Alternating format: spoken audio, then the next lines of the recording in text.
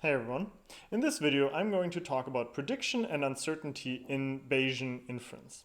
And so as I mentioned in the previous video, kind of the big difference between classic frequentist maximum likelihood estimation and Bayesian posterior sampling is that after fitting a model, for example, using STAN, we don't only have a single point estimate, but we have a set of posterior simulations that we can use to ultimately quantify the uncertainty around our parameters, okay, and around our predictions, right? So the real advantage kind of summarizing our model based on simulations is that we can directly use these individual simulation draws to propagate uncertainty around predictions, because these predictions may be more complicated than just a simple linear combination of parameters and data. It might be some more complicated function for which it's much harder in kind of a classical framework to quantify the uncertainty. Okay,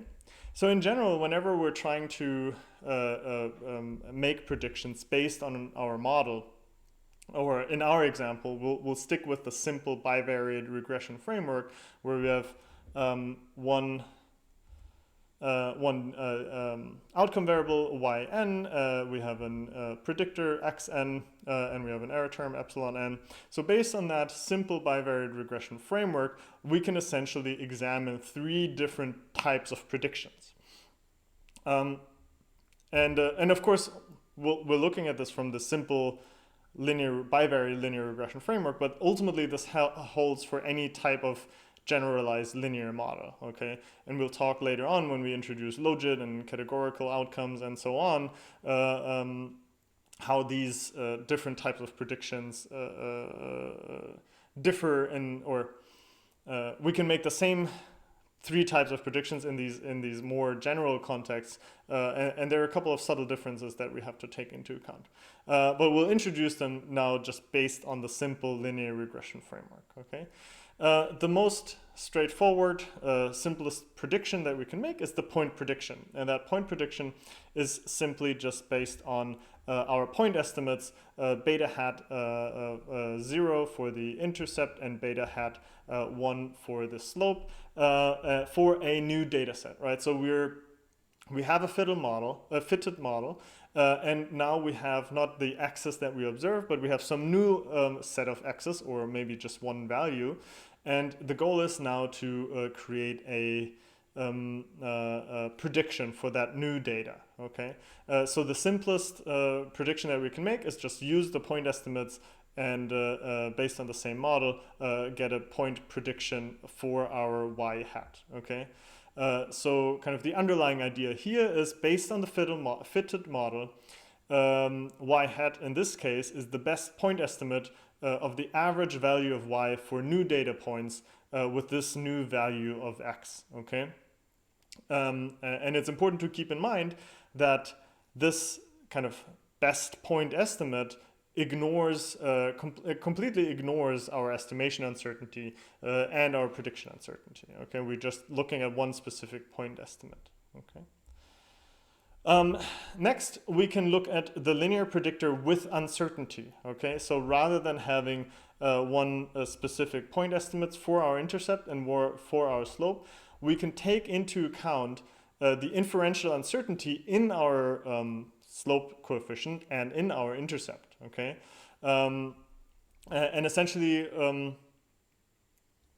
rather than having one individual value, I kind of added little vector signs here. We have a set of possible intercepts and a set of possible slopes, and we're basically creating a lot of different predictions taking into account the uncertainty around our beta 0 and around our beta 1, the uncertainty that is involved in estimating those parameters, right? Because we don't know the true parameter values, we just estimated them, and there's uncertainty around them, right? So essentially this represents the distribution of uncertainty about the expected or average value of y. So we now have kind of we get a set of y hat values basically, and there's a distribution around these y hat values, and the the variation in that distribution is due to the uncertainty around the predictions or around the parameters beta 0 and beta 1. Okay. And then lastly, we can look at the predictive distribution for a new observation, right? So here again, we take into account the estimation uncertainty around beta 0 and around beta 1. So we again take into account the uncertainty in estimation, but there's an additional kind of source of uncertainty, and that's our error term, right? So when we kind of talk about predictive distribution and actually making predictions about new observations, rather than predicting just the average value for a given x, we have to take into account possible, basically the error term or distribution of error terms, okay? And this ultimately represents the uncertainty about a new observation y with our new set of predictors, okay? So while we're here just giving basically the best point estimate based on our model without any uncertainty, here we're taking into account uncertainty around our estimates, and here we're taking into account, but the key is that the prediction is still the predicted average value of y given x and given our parameters. And here we're taking into account that individual observations differ or there's a variation of y values kind of independent of our model, basically. And if we want to take into account that error term, then we have to, or in the predictive distribution for a new observation, we ultimately have to take into account that error term as well, okay? So let's see. And this kind of brings us back to why simulations and kind of simulations from posterior distribution in Bayesian inference is so helpful, because in contrast to our linear regression, classic frequentist linear regression output, where we just get one set of coefficients for the intercept and for the slope, in the Stan model output, what we get is actually a set of simulated coefficient draws from the posterior distribution. So here we have 4,000 different draws from 4,000 iterations, each containing one value for the intercept, for our slope, and for our error term, right? So basically, by taking into account or by using these simulated draws, we can directly introduce both estimation uncertainty and the predictive uncertainty themselves, okay? So as you can probably already tell, there is a kind of between these three levels or three types of predictions, we're introducing additional sources of uncertainty. So each of these three types have increasing levels of uncertainty around their predictions, as I discussed. And we also have to keep in mind that some of these uncertainties are related to sample size and some of them are not, right? So when we talk about estimation uncertainty, this estimation uncertainty reduces if our sample size increases, or basically approaches zero if our sample size approaches infinity, right? Because we get more and more precise estimates of our parameter values, right? This is not the case with the predictive distribution of new observations, right? Because this error term is not, it doesn't reduce with increasing sample size, because it's the underlying uncertainty or error term in addition to kind of the predicted value based on the model, okay? So as sample size increases, the coefficients for beta 0 and beta 1, they are estimated more and more precisely, but the uncertainty in the predictive distribution for a new observation does not approach zero. If anything, it approaches kind of the true residual standard deviation, sigma, okay? So let's go through each of those kind of types of predictions in a quick example, using, again, the bread and peas model that I talked about in the previous video and in the Q&A session, where we predict incumbent support in US presidential elections based on previous economic growth, okay? And our goal now here is to make a prediction of incumbent support under the assumption that that previous average income increased by 2%, right? So if President Biden is running for re-election 4 years from now, 3.5 years from now, and say there was a 2% growth in personal income, average personal income, what is our predicted chance of Biden winning re-election? Okay, and the first way of estimating this is by just looking at the point prediction. Okay, how do we do this? The first thing we have to do is we have to extract extract our coefficients. Here we extract our beta 0 hat and our beta 1 hat based on the coefficients from our model output. Okay, and again, the model. I just want to. Okay, I'm just going to go back through the previous slides because the model was the model that we estimated here. Just to show this, vote is the outcome variable, growth is the predictor based on our Hibbs data. Okay, sorry, I should have maybe included that model specification in this video as well. But anyways, we can extract our point estimates using the coef command, and we can create a new data set for our predictions. Since this is a simple bivariate case, we can just create a data frame with growth being equal to 2 for a 2% income growth. And we want to create a predicted incumbent support based on our linear model. Okay. Note that here our new data frame is just one value. Of course, this could also reflect a range of values. Okay, and then we would have multiple predictions for different ranges of values. But we'll focus on just a simple prediction, assuming there was 2% income growth. What is the predicted incumbent support in the upcoming election? Okay. First, we can compute the predictions manually, which is simple. Given the model specification, we have our intercept, we have our slope.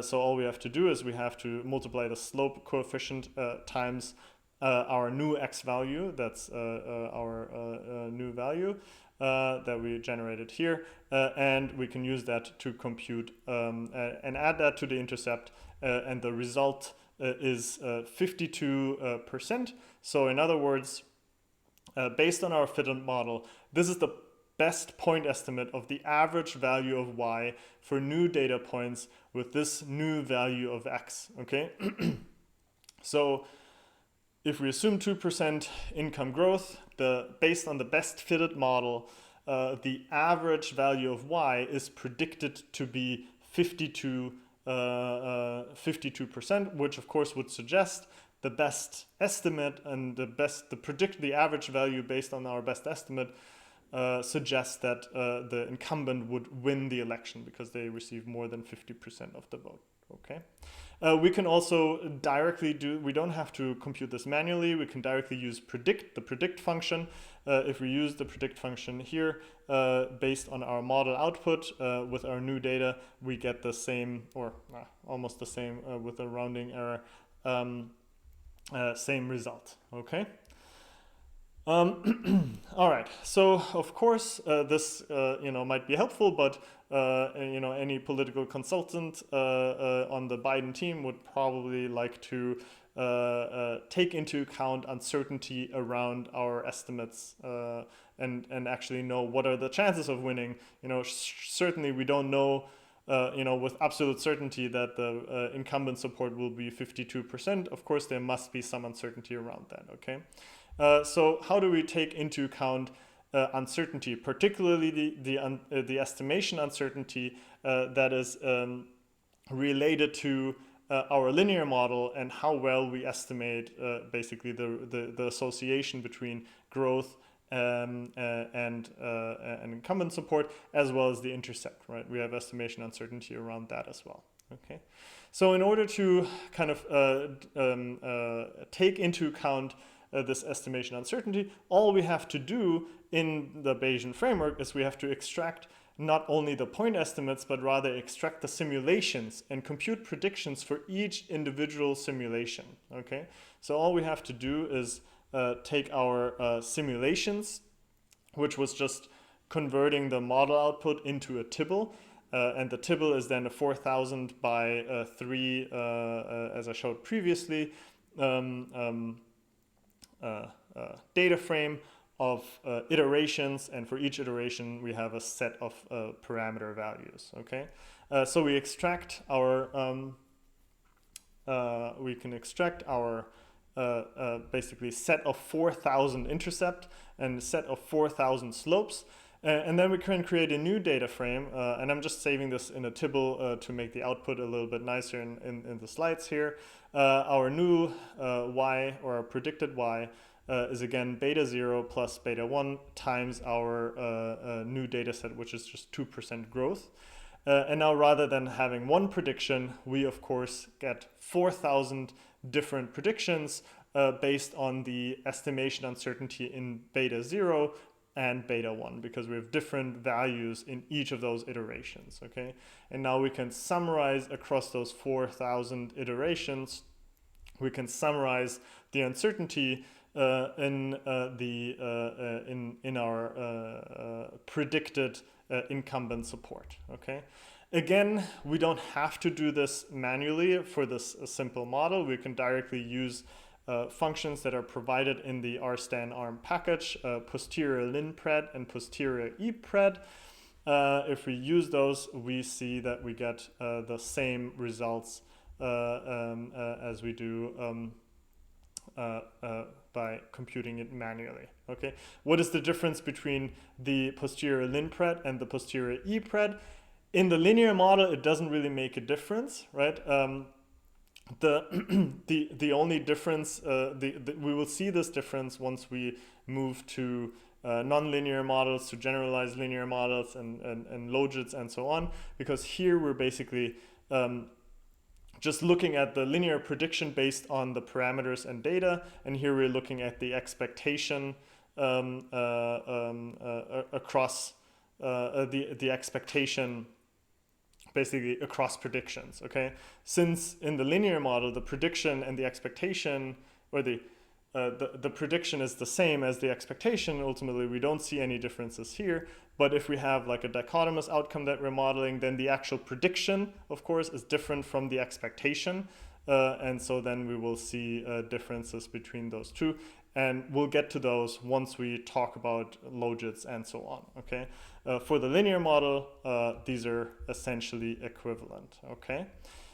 The point is here, rather than having one prediction for our outcome measure, we now have a set of 4000 predictions, and the variation in those predictions helps us characterizing the uncertainty around our predicted incumbent support, okay? So we're propagating the inferential uncertainty in beta 0 and beta 1 in our slope and in our intercept. And ultimately, that represents the distribution of uncertainty about,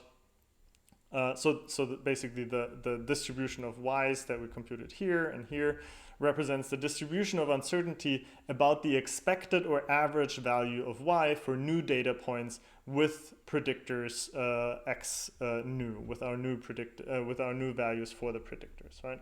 So this is only the uncertainty. It takes into account the inferential, estimation uncertainty, but it's still kind of taking into account the estimation uncertainty. What would the expected value of y be given our model, right? It's not a prediction uncertainty for individual predicted observations, but rather the uncertainty around the predicted expected value, right? So if we had like 10,000 or 100 elections, the expectation of those 100 elections would be we would see the expected incumbent support across these 100 elections, for example, and that expected incumbent support across these 100 elections, if we repeat that kind of multiple times, we still have variation across each set of elections, so to speak, because of the estimation uncertainty, but we're still looking at the expectation as an outcome, okay? So next, we want to look at the predictive distribution. So rather than thinking about the uncertainty around the expected value, we want to look at the uncertainty around an individual prediction, right? So now we're looking at the prediction of incumbent support given 2% growth, including predictive uncertainty, okay? And in order to do this, we have to kind of just add one additional component rather than just having our beta 0 and beta 1 vectors. We have to add our error variance that we estimated as well. We can save this in a vector as well. And then we can add basically a random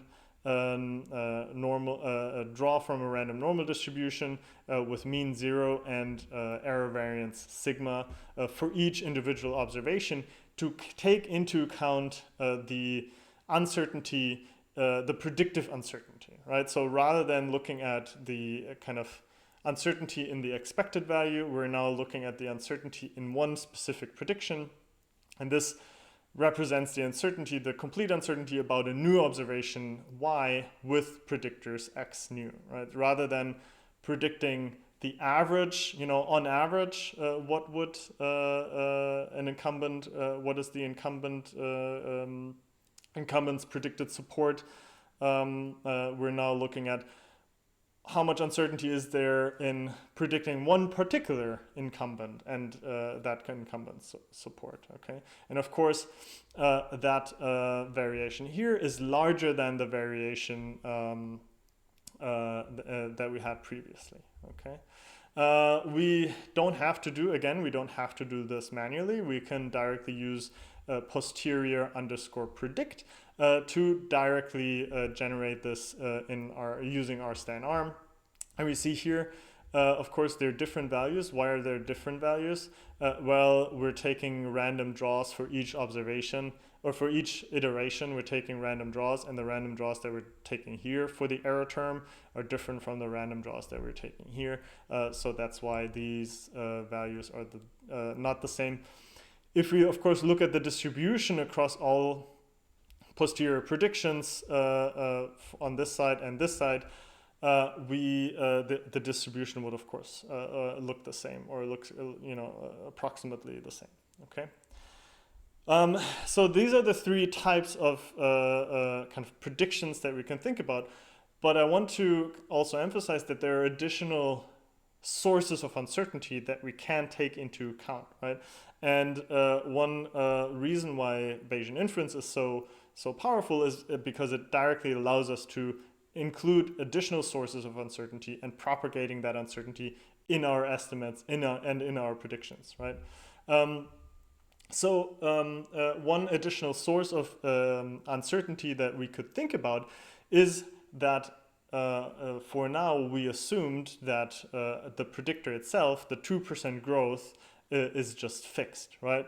But we know that growth is usually just estimated approximately in the lead up of an election. So it makes sense to kind of include uncertainty around that particular predictor as well, right? So what do we do if we want to predict incumbent support given 2% growth, but now we want to include that there's uncertainty around that growth itself, okay? Well, all we have to do, and I included a little bit of code for plotting here as well, is we have to, rather than specifying one specific value for our growth variable, we now take a draw from, in this case, we assume that